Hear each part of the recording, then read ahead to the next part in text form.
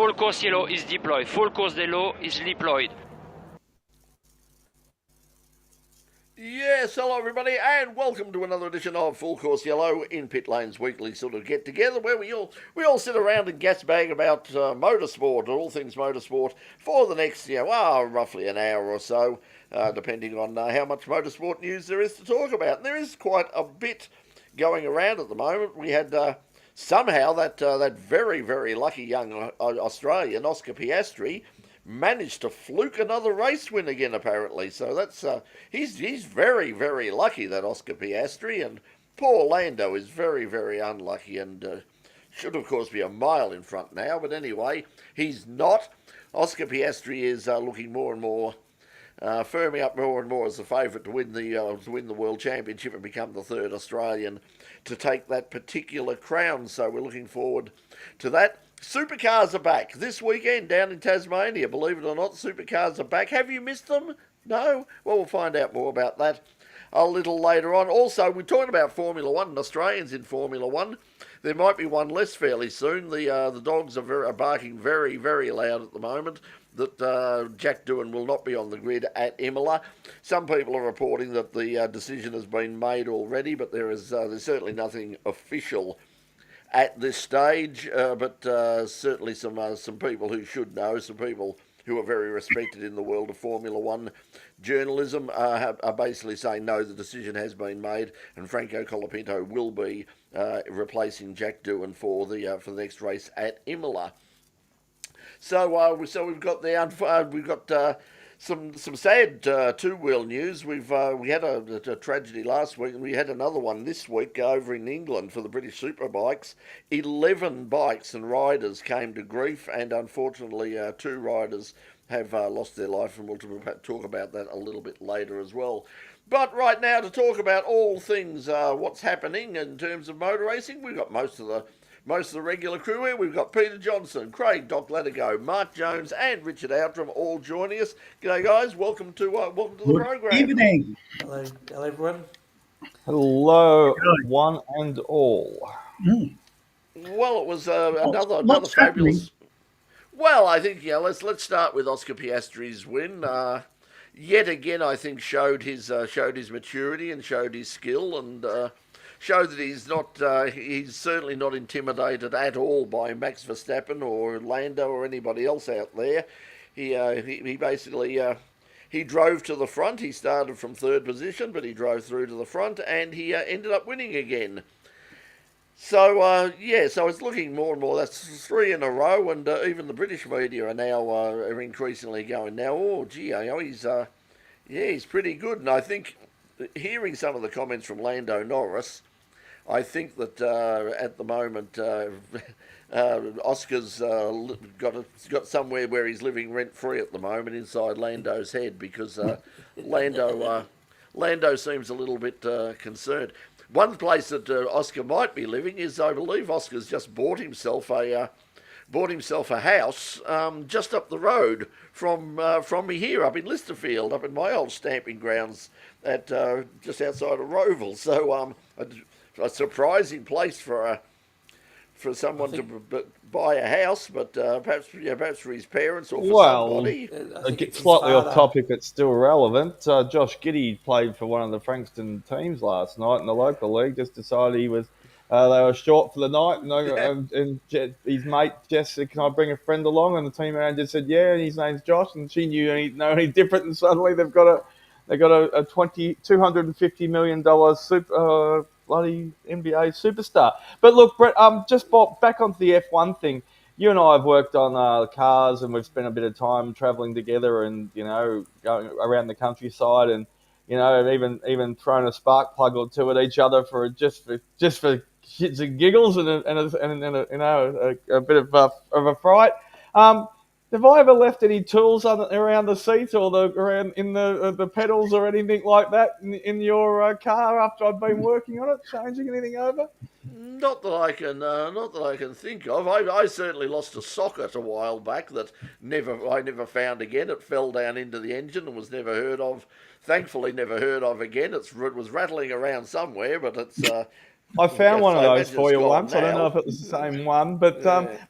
I don't think we've left any tools actually in with the footwell and the pedals and the stuff like that. No. And I haven't copped the phone call on speakerphone as you've been driving along, as doing some installation laps and driving up to the shopping centre, saying, like, "These bloody tools, Doc, can you get them out when we get back, please? They're just driving me nuts."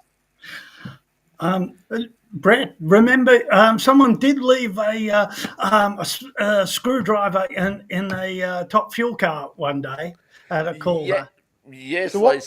they certainly did. Well, who And was it I was. who was on the weekend? Who was it? Was it Lando's car? Who was it? Was someone's car? It was one. It was In the, Lando's car, and it's yeah, happened practice. before. Yeah, I know it's happened before, but this. Did you see the amount? Did you see the size of the tools and the amount that when he come to a stop, he got out from underneath his legs and put them up on the side of the car. Though they weren't Like small. It was. He was a thinking of torch throwing them at them, I could tell. It was a torch and a spanner. I know 2 torches and a spanner. Yeah, that's.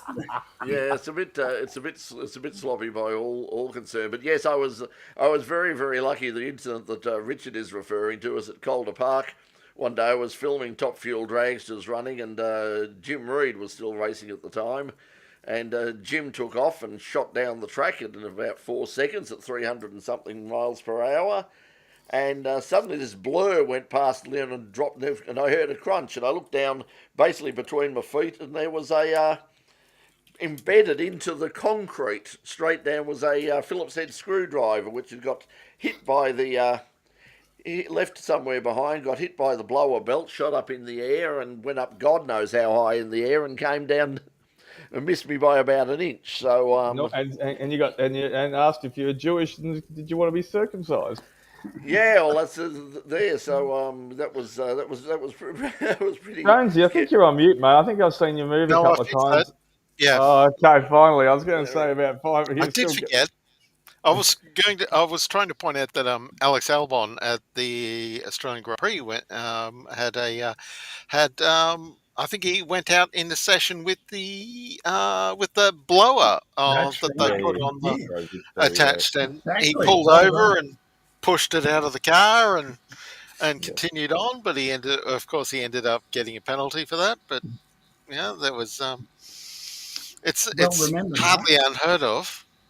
Yeah. And you hear of all kinds of horror stories over the years of like people who've left, screwdrivers behind in plane tanks or whatever. And if you've ever watched a season's worth of air crash investigations, you'll see there'll be stories of things that have gone badly wrong with You ever bits that been have that been bored? here and there. And Personally, but It's quite interesting. it appeals. Yeah, It appeals to quite the engineer in fascinating. me. Yeah, it is quite fascinating. It's not the sort of thing you want to be you want to perhaps be watching before you sort of jump on a plane to France or something like that. Although at the same I time, always wondered why that's a program that isn't offered on in-flight entertainment. Well, Well, it's safer to fly on a plane than it is to drive the car down the corner. It is.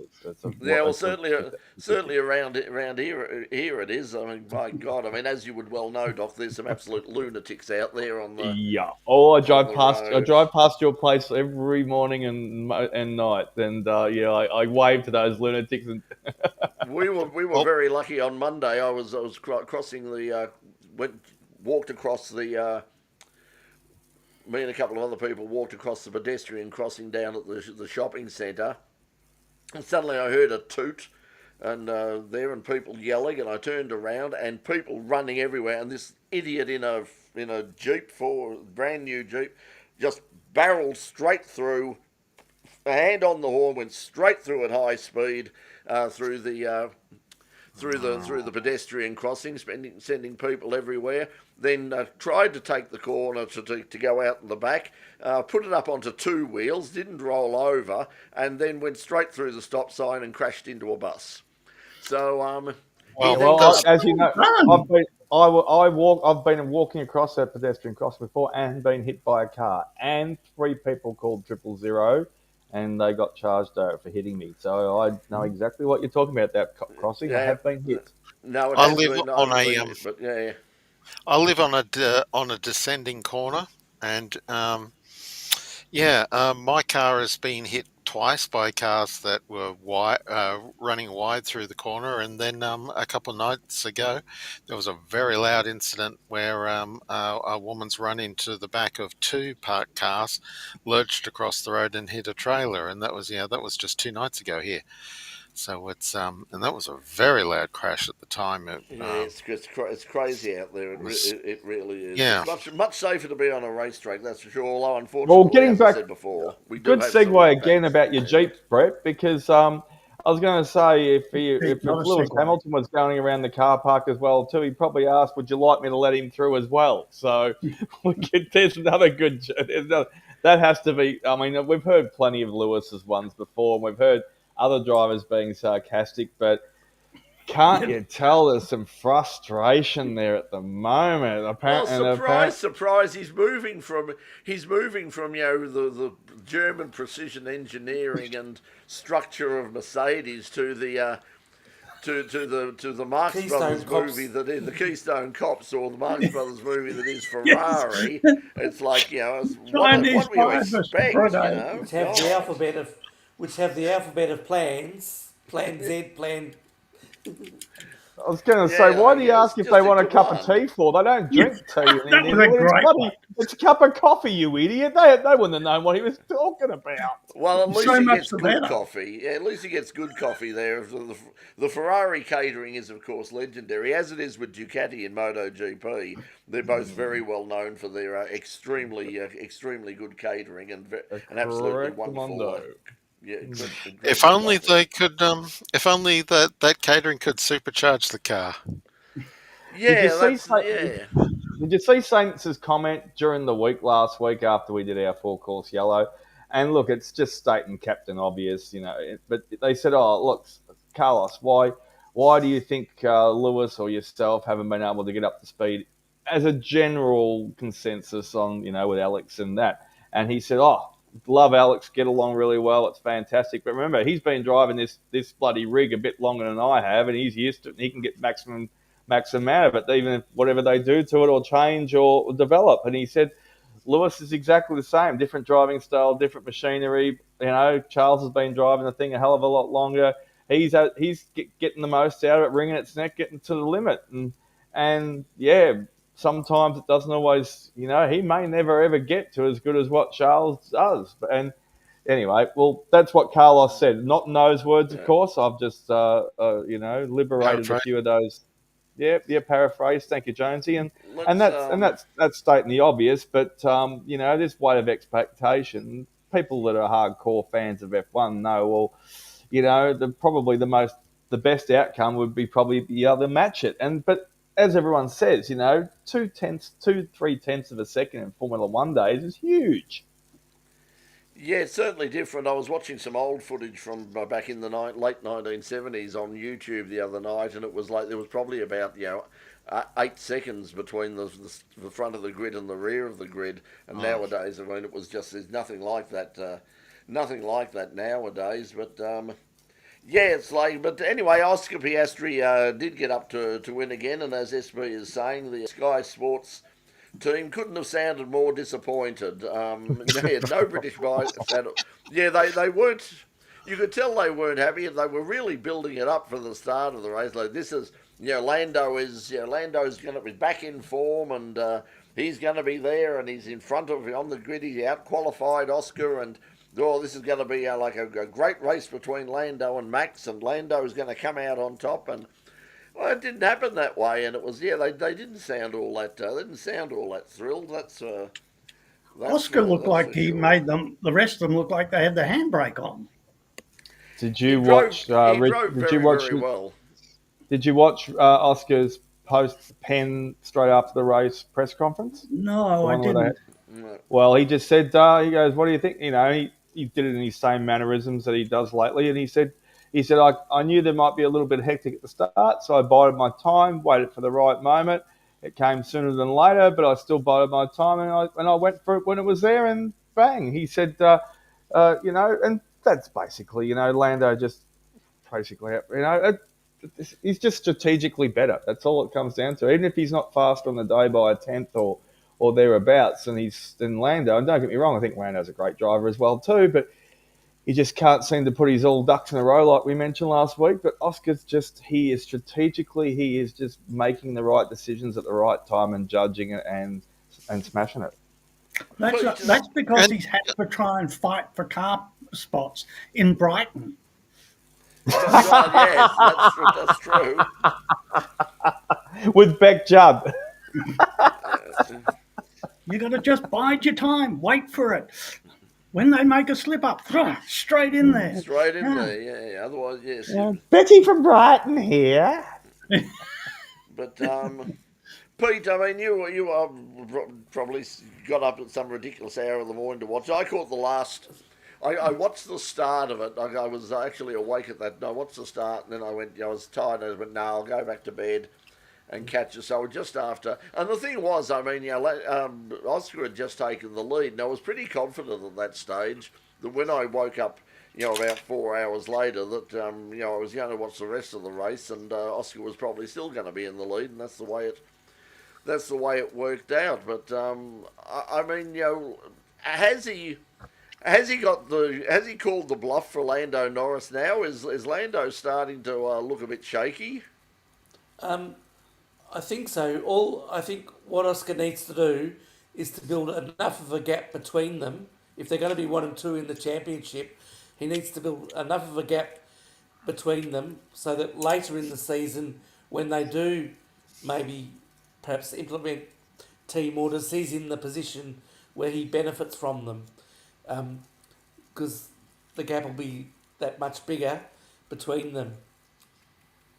Yeah, I think that's going to be the way to look at it, is what happens. I mean, there's already talk in the English media now that will Lando stay at McLaren, or could he get an offer from Red Bull, and if he does, will he go? And he's obviously not getting a fair shake at McLaren. I mean, because this Australian is beating him. They'll be smashing Zach, the Americans, next, because this American's making all the decision. He's favoritising the Australian. This is not right.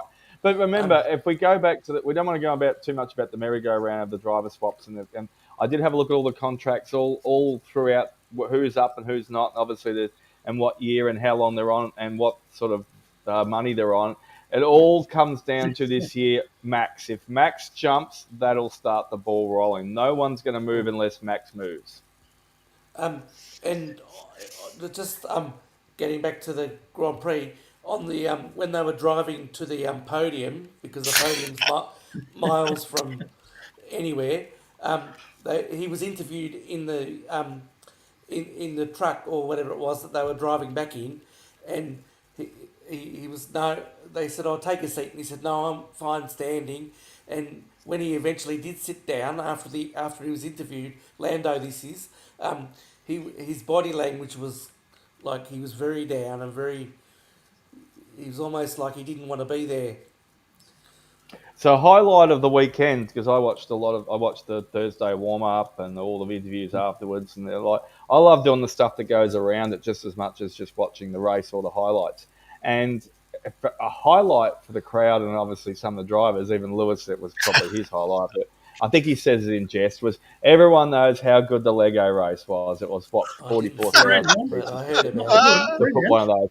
It did look a bit of fun, and look, the drivers just seemed to be able to it was just that release they needed, a bit of fun. Anyway, one thing I did pick up on was, other than the fact that all the drivers were enjoying it, and they were limited to 20 kilometres an hour. They couldn't go any faster. Max was complaining he didn't actually reach that, but anyhow, and the funniest thing was at the start, I did see the whole Lego before the start of the lap, and this relates to Oscar and Lando and how probably chummy they are, and obviously they can do it. And I wonder if he'll come back and it'll be put on as a soundbite or a edited grab at the end of the season. The cars that started moving off or something like that, and they were talking to Lando, and he says, "Oh yeah," he was having a joke. "Oh yeah, I made this myself at the start of the week," whatever it may be. and everyone had already started moving, and Oscar got the back seat. I don't know how some of them worked it out like that. And Oscar just leaned over and just slammed him on the shoulder with his arm and slapped him. He goes, "Come on, get going then." So I wonder if that'll come up by the end of the year. Come on, get going then. Actually, the thing that I found funniest about the whole Lego race was, Max Verstappen's been a father for 3 days, and he's already complaining about Lego being left lying around where it can be stepped on. Yeah, that's You can't win, can you? there. But Did you hear what Susie Wolf said? Did you hear what Susie Wolf Talking said? about Max, a big problem if he actually ends up in a McLaren, because I tell you, he's driving very well in a car which is nowhere as good as the McLaren. 3 pole positions. Susie Wolf sent a congratulations to Max for Lily, and it was an invitation for the Women's Driving Academy already. He has a birth present. What did you see the driving academy on the weekend? The F1 Academy. They only I was looking for it. They only got one race in. That rain that blighted the that affected the Grand Prix a little bit in the early stages.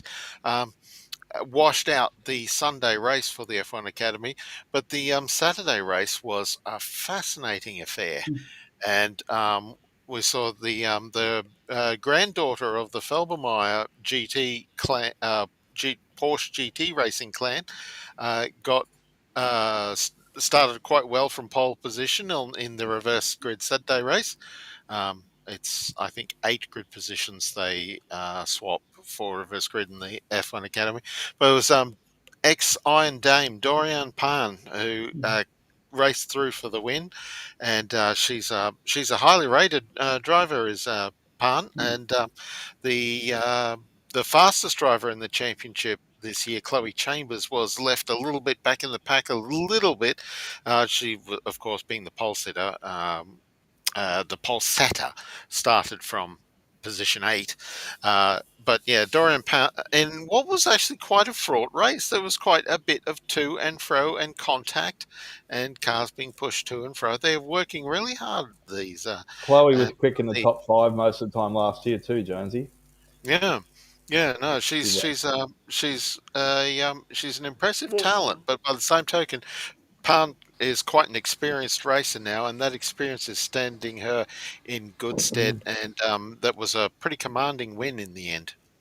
Well, going back to that prediction, at lap 14, we're going to get heavy rain. Yeah, I heard one of the commentators say, if you're going to make a prediction at lap 14, you're going to get heavy rain and it doesn't occur, you should get a 5-second penalty. The commentators are just as bad, because there's going to be rain, we need to put the slicks on, we need to put... Well, I mean, to be fair, the rainstorm did only just miss the circuit. Yeah, I mean, it was a big one. I mean, I was having a look at the just before the race, just before the Grand Prix itself.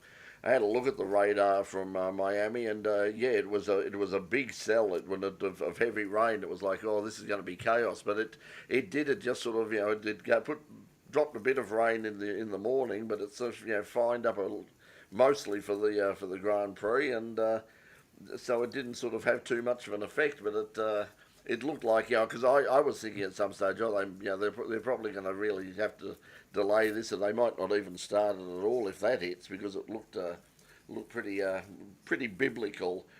Now, we might as well just get onto it quickly. Speaking of, because we're talking about women in motorsport, somebody who's been involved for a long time, Jamie Chadwick, one of the drivers who won in the European Le Mans Series on the weekend in the car that's being run being run on behalf of the Genesis team that'll be in LMP1 and or Hypercar, from next year. So she did very well.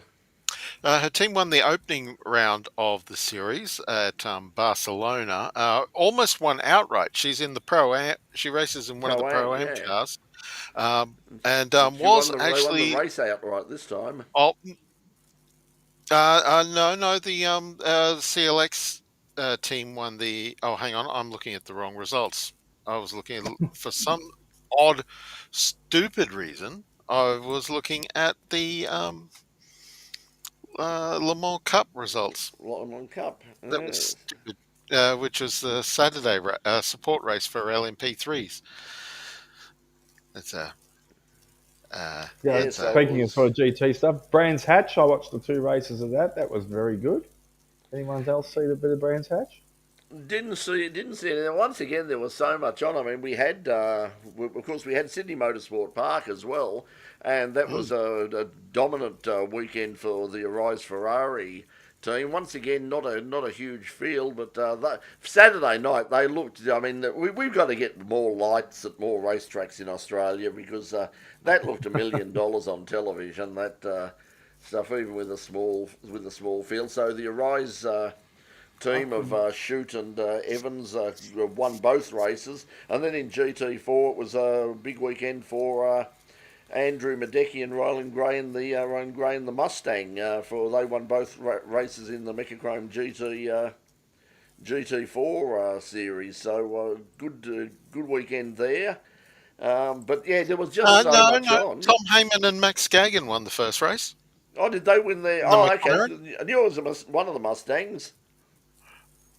McLaren won the first race. Oh, Tom Heyman I and got the Max Gagan in one of the Method Motorsport McLarens that Chaz Mostert owns. Ahead of, and this is worth noting, the Saturday race, there's a couple of impressive results. Jared Hughes and his co-driver in the Triple Eight Mercedes, Summer Rintoul, came home in second place, and Summer was right up at the. Well, Jared started the Saturday race, but Summer was. Quite impressive once she got hold of the car. And after being buried in the field for much of the race, Jake Camilleri came home to finish third. He was flying right at the end of the race. His fastest car on the track. And if the race had gone on one lap longer, he would have gotten past Rintoul to take second. But yeah, so props Jake's been to around for Jake, and ages and is he is a has. very good is a very very good steerer. I mean, has done some really good things, particularly in production Yeah. cars over the years. He was Done a picking off fabulous job. cars left, right, and centre in the back half of the race. Like he picked off Zoe Woods in There Nash was Morris's Porsche. That they came once home again there fourth. was just Picked off so the Mustang of uh, Graham Madecki that went on to win the Sunday race. they also it was a big just even on Channel 7, just 7 Plus by itself. 7 Plus had the karts from I think from Adelaide on. On the Saturday and Sunday, the Australian Kart Championships. Didn't see any of that, but it got very good report. They had the drag racing from Sydney Motorsport Park just across the road from where they were having the GT Championship. So the traffic there got the drag's got a slightly larger crowd than the GTs. They had 23,000 over there for the so that was real and lots of records too. The track was. Obviously, conditions were obviously perfect over there because there were quite a few new records set. And American driver Larry Dixon, who comes over here quite regularly to have a bit of a sort of busman's holiday, he took the win in Top Fuel, and Maurice McMillan took Funny Car as well, and Russell Taylor won in Top Door Slammer. So, but I didn't see that. The only thing on Channel 7 with 7 Plus is sometimes a lot of their stuff, and particularly for some reason the drag racing, is really hard to find. I knew it was on. They sort of said, "Hey, it's on now," and I was looking everywhere, and I couldn't What, find you it didn't by the want to time. watch it? Didn't want to watch your latest episode of Farmer Wants a Wife, all right? I The couldn't, menu is counterintuitive. Yeah, it's and, it's terrible. and I couldn't find Saturday's GT racing until Sunday. Okay, I'll give you all a recommendation. I'll give you all a recommendation. It doesn't cost much. When my Telstra T-Box, which was pretty much ancient, Stone Age, almost on Antiques Roadshow on ABC there, when it crashed about 2 years ago, It lasted forever.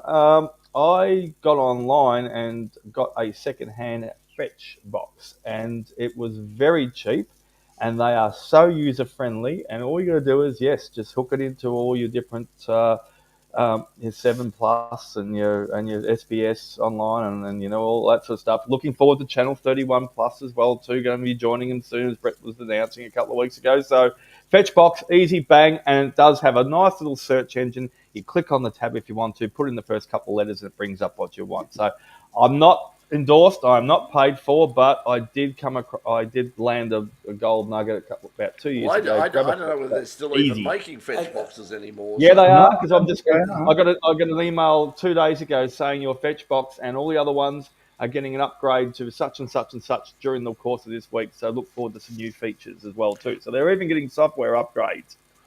Well, the Mean Girls movie kept telling me that fetch wasn't going to happen.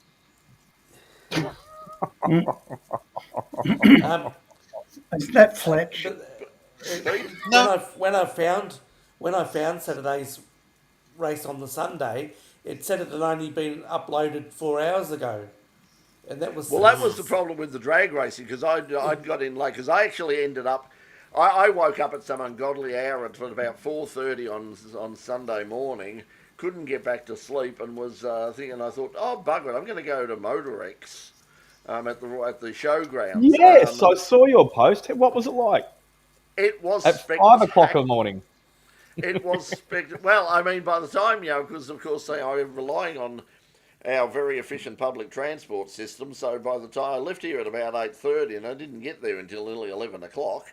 But it was well worth it. It was fabulous. I've got some footage. Unfortunately, still having some problems with the computer here and with with footage I take on the phone. The camera is fine. This is the thing. I mean, it was much better. I did look at a couple of weeks ago at looking at trying to get media accreditation, and there was just so many conditions and so many. You can't shoot this, you can shoot that, and any footage you take is our property in perpetuity, and you have to provide us with copies within 24 hours and done all sorts of nonsense. So I just paid my $30 at the gate, so it was pretty affordable. Wandered in, took the phone out, whacked it on the selfie stick, and got some amazing cars. But it was huge. I mean, 30,000 people turned up.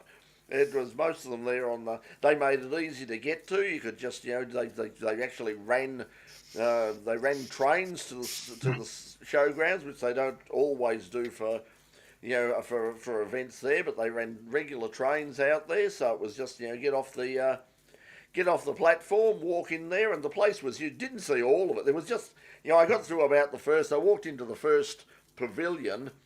And I was sort of, I looked at the time and I thought, my God, I've been here for almost 2 hours already, and I'm not even halfway through the first pavilion, and there's about 5 of the bloody things. So I had to. Shame on you, Brett. Shame on you. You know why?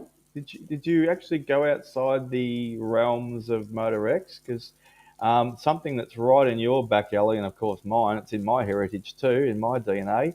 They're actually filming MasterChef there at the moment. I don't watch the show, can't stand it, but they actually have, for years, ever since its inception, MasterChef has been filmed in one of the pavilions there. So you probably could have gone there from one of the round and maybe had a quick look.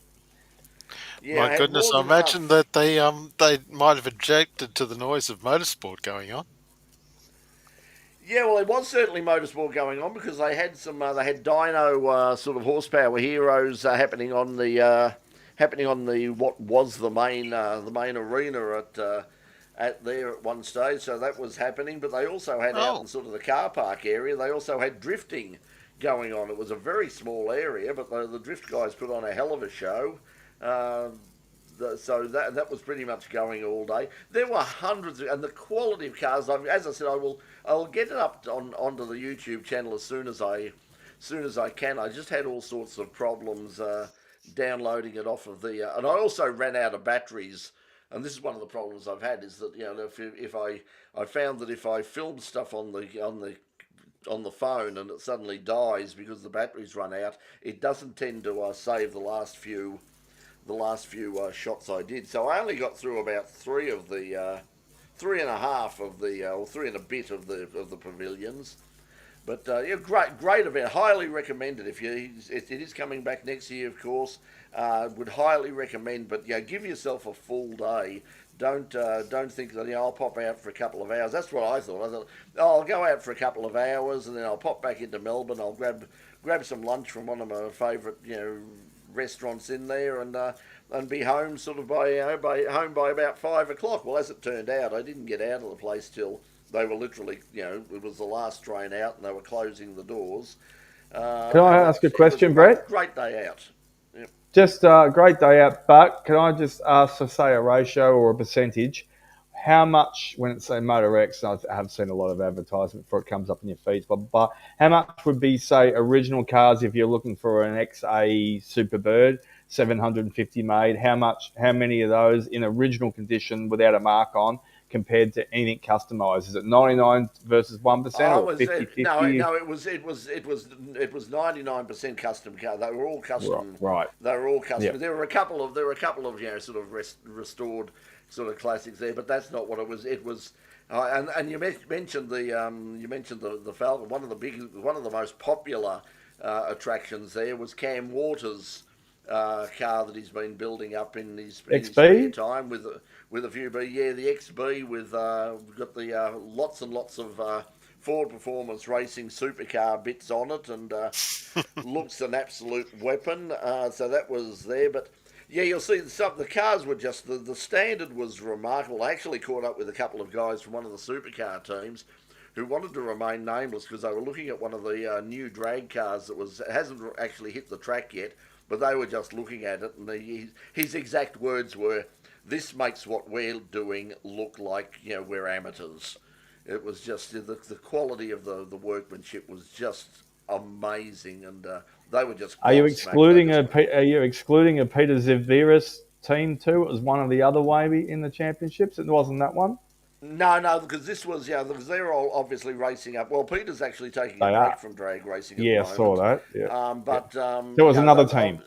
No, they were all up. They were all up at This is a car that hasn't hit the track yet. Built down here in Melbourne. Not a top fuel or anything like that. It's you'll see it's an absolute weapon of a thing. A VL Commodore with a big. That's a door slammer, is it? Well, not a door slammer. Probably I don't know what category it'd go into. Not for a turbo sticks, yeah. Yeah, probably something. Street modified or something. Yeah, something like for Jamboree and that sort of thing, like turbocharged, high tech, 6-cylinder, straight inline six, absolute monster of a thing. They're hoping of it. They were saying, I saw online that they're hoping to run sort of mid to low 5-second passes with the thing. It's got about 3,500 horsepower at the moment, popping out the back wheels. So not too bad. Probably what the traffic operations group used to drive around down the Hume. Yeah. Yeah, but it's kind of leaves it's damn 3.5. It's we all got all foamy at the mouths at 1.5 thousand like 1,500 horsepower in a Skyline GTR sports sedan. But 3.5. Yeah. So of course it's only got to last for 5 seconds down a standard quarter mile. But when they say when they say 15 or 20,000 RPMs, they never get to the end. No, so that was a weapon. Now we did mention before, and Paul put up the thing. I didn't run it there, but pointing out that not a good few weeks for two-wheel racing. A huge crash in Great Britain during the Supersport race at the British Superbike Championships on the weekend. 11 bikes went down, as he's saying. I had a look at the footage here. Did you see it, Brett? I had a quick look at it. I haven't seen it. I didn't really want to see it, but it was this is obviously just a massive. The crash. only one. Yeah, I look. It's not close up. It's just a wide angle shot, as if you were doing some footage at Phillip Island type stuff on ourselves. Unfortunately, so it was just. Yeah, it was. Unfortunately, you can see it. Two riders who lost their life. Quite a few injuries, but two riders lost. One of them New Zealand riders, Shane Richardson, and from New Zealand, and Owen Jenner. And unfortunately, they lost their life on the track. So once again, our thoughts go out to them. I mean, motorsport, as we said last week, with the situation with the motocross with Joel in South Australia. Just two points of it's note, very though, Brett. One is that it was like they come around the corner because it was just after the start. I think it was turn 1 or turn 2. It was like dominoes. So obviously a couple of people have tangled, and then they just went all over the top of each other. The other thing was it was that significant. One of the bikes that in fact caught fire with all the safety mechanisms they've got these days for a bike to actually catch fire. So yeah. It So looked like anyway, there was very oil sad. on the circuit or something on the circuit, but I, I couldn't hope that tell. I hope all you have the officials and first responders who attended are getting all the help that they need. It's Yes, it sometimes we was. forget that the race officials who attend these events. It's they need yeah. Yeah, Yeah, you forget. every I time I see this, remember. I think of Marco Simoncelli sort of incident years ago, and I wonder how Valentina Valle and what's the American rider as well though too that they both clipped him. It's really tough. Well, as Mark was saying, I mean, I remember we had Pastor Arthur Bartlett on one of the earliest episodes of In Pit Lane, and I've told that story in the past about the bizarre circumstances of that. But Arthur was talking about the motorsport chaplains and their role, and in terms of how they sort of do work with everybody involved, but also as he said it's like throwing the rock in the pond. He said the ripples spread out, and people focus on the bit in the middle that made the big splash, but the waves are going out, and everybody that's involved. I mean, obviously the family and friends of whoever loses their life, but also all of the competitors, all the officials who were there. And I remember like Keith Kasolki's huge fire at Phillip Island. I know a couple of people who were involved in that, and they just said, we will never. He was so lucky to get out, but they said, we will never ever forget that moment as long as you're desperately trying to get him out of that car, hearing him screaming inside the car as it's going up in flames. It's something they'll live with for the rest of their lives. We always say thank you to the volunteer marshals, and that's they just don't get the support and the credit that they should get at times because but there is thankfully some support out there. So good luck to good luck to everybody involved, and I hope that, as you say, Mark, I hope I have no doubt that they're getting support from the authorities over there to get their come back from that. Let's go quickly. We're just we're getting running out of time. There's Supercars back this week. Seems to be forever and ever. I mean, do we even remember what who's leading? Who did what last time? It seems an eternity since these bloody things have run. I actually didn't see the Tap-Po races. They're still on my queue of things to watch. Ryan Wood won last time out, didn't he? The one of the New Zealand locals had his. Yes, he got the Jason. What no, it was Matt Payne Matthew who got the Payne. Jason. Matthew Matt Payne. Payne. Sorry, yes, Matt Payne. And so looking forward to, and Simmons Plains is. I mean, I'm half Tasmanian on my father's side, and I've always had a soft spot for Simmons Plains. It looks simple on just on a map, but no, it's a track that's much more dramatic than it appears to be, and it's got one of the It most has, interesting the old Brambles hairpin. Its name changes every other year. Is a fascinating corner, and there's it's, nothing like it anywhere in Australia. You drop basically 2 or 3 stories through through a rather wide hairpin corner, and it's there's so many different lines that work It's, around that corner, and it's my favourite corner. It's one of my favourite corners in Australian motorsport. Yeah, I yeah, know. I've been past. I've never seen a race around there, but I know Melissa drove it several times for various car launches over the years, and she loved the place. She said, yeah, she's always thought it was a better.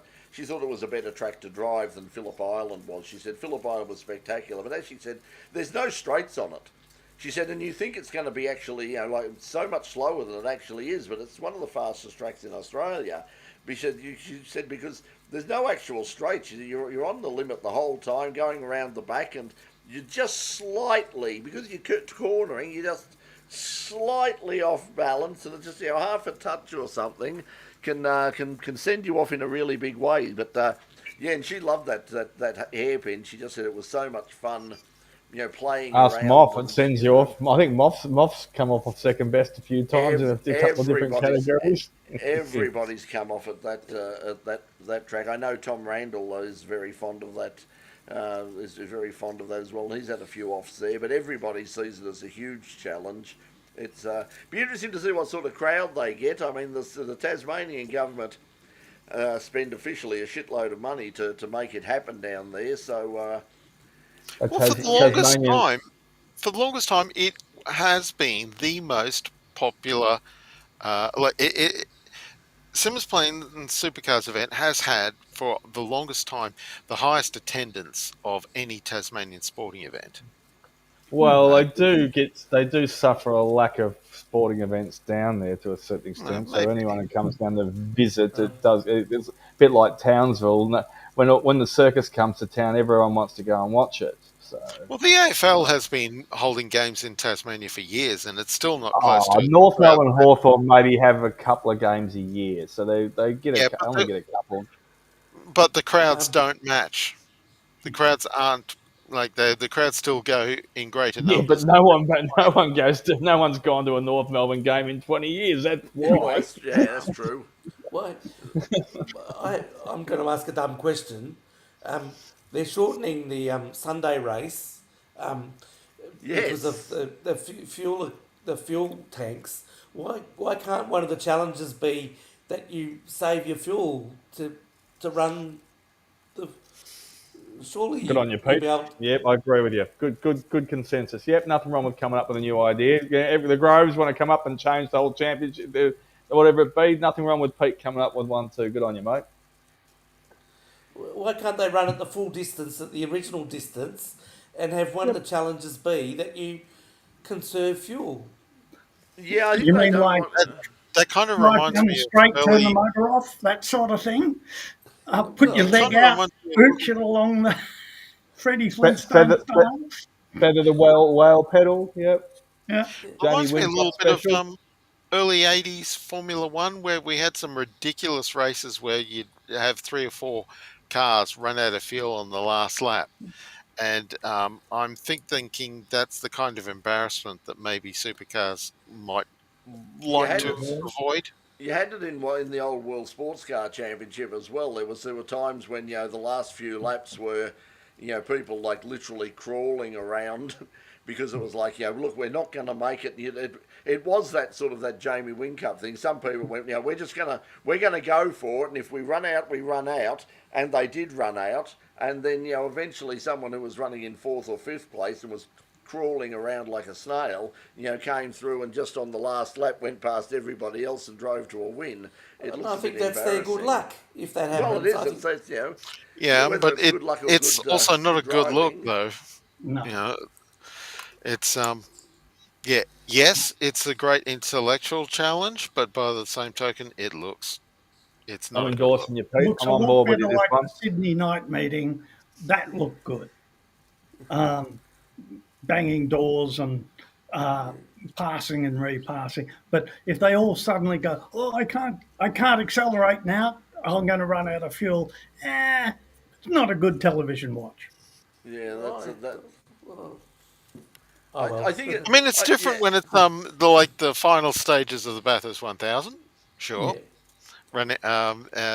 That's but Bathurst is I mean, okay, supercar races are all supercar races are endurance races, really. But it's Bathurst is certainly very much a different case because it's Bathurst. But I Um, think just on these relatively short endurance races that supercars do, if we have a situation where Oh, yeah, it's also reminding me of like of that time that Garth Tander ran out of fuel coming down the straight at Phillip Island, and one of the Volvos got up for a surprise win on the basis of that. So, And Peter, congratulations to them. you're swinging me around a little bit there, Peter, with when that yeah, memory Well, popped in. I think you could I, take I think another. I was We're banging I'm on with for about Trevor. 2 minutes about fuel. You could do I another think approach. Why don't you change the tyres? I think what Trevor's saying here is true. It's already a bit of a procession, so why let's not make Yeah. it a fuel economy run as well. Okay. And I think that Or is okay, we'll and I short think it that to is the 420 and give them the super soft tyre and make them go harder at each well, other that's and what rip they, each other's scores that's off. basically what they do. That's basically what they're doing. It's going to be. It was the Tasmanian 440. It's now the Tasmanian 429. Well, make it the But anyway, 420. Make it the 420. Give them another extra Oh no, softer version of the tyre they've got they stickier, can't and do let them that. go hell for leather. They can't make it the 420. That has connotations. That has drug connotations.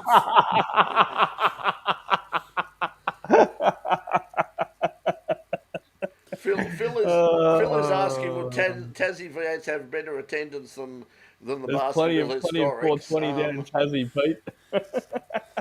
Mark is saying that no. That no, no, it's not. I don't know. I've obviously done the historics at Baskerville, and they get a massive crowd. It's a huge crowd that turns up there. So I'm not sure what the figures are. Not sure what the figures are like, but I have heard a few of the locals say that this is a bigger crowd than they get to the supercars. So yeah, I think it's on a I think it's on a par. The interesting thing is with anything in Tasmania is they've got that north south divide, which is absolutely crazy. I mean, like Yeah, the you Bugs go Cascade line, it's called. yeah, so you go down there and like you'll see on like online. In fact, they were talking about on the radio on SN the other day about the Tasmanian team, and a whole bunch of people were ringing in from London saying, I'm not going. I want nothing to do. It's not the Tasmanian team. It's the bloody Hobart team. Call it what it is. It's the Hobart team. They're not. If they're not playing as many games in Launceston as they are in Hobart, it's not a Tasmanian team. They can go to Buggery. I'll keep supporting Hawthorn. So. So yeah, they've got that line. I've heard a few people, even at one of the drivers who was actually competing, and he was sort of complaining that they should have this. This would be so much bigger if it was up north because there's so many people who just won't come down here. We're always being told come down to bloody Hobart. Well, F Hobart. So, but yeah, it's a weird thing, really weird thing there. Look, Alrighty then. speaking as someone who lives in southeast Queensland, and there's the I can certainly. It's not that weird. There's southeast Queensland, and then there's the the rest of Queensland, and yeah, that's very different. But you can almost It's understand that Queensland's Huge. all like huge. But Tasmania, I mean, is like it's bigger than a lot of people think, but it's still not sort of it's not massive. I think it's about a 2.5 3 hour drive down to Hobart. As I might be wrong, Brett but knows, a few years back, this is a couple of years before COVID, I bought a car in Hobart, and I bought. Let's not go into details. Flew Jetstar on a Friday morning, 9:30. Got there about 11:30 to the guy's place. Jumped in it, drove it across from Hobart to Devonport in 4.5 hours, and put it on the boat and slept overnight and brought it home. So that's how big Tasmania is. You can drive at 4.5 hours in a nice cruisy afternoon's drive across Tassie from yeah. Hobart to Devonport. Don't mention the boats at the moment. The Tasmanian ferry. That's You think the yeah, AFL's the controversy in Tasmania? Don't mention the ferry. yeah. But What's they wrong still with haven't the ferry? discovered they're landing in Geelong. No, No, they're not landing anywhere at the moment they're because they stuck in can't. Scotland. They're sitting in Oh, Scotland. you mean the new because ones? they, Oh, yeah, that's yeah, been going on what for a a couple of years. Yeah, what a there's plenty of debacle. documentaries It's on that. not Yeah, close to a solution yet. yeah, we know about Yes, that. Yeah, it is. It is a mess. It's an absolute mess. It was down there, and I mean, it's something that's so. You know, when you go down for Baskerville for the historics, and so many people. I've had so many people come up to me and say, "We'd love to go down and do the Baskerville, but it's just way too expensive to get our trailer or our truck down there. It just costs. It's just way too much money."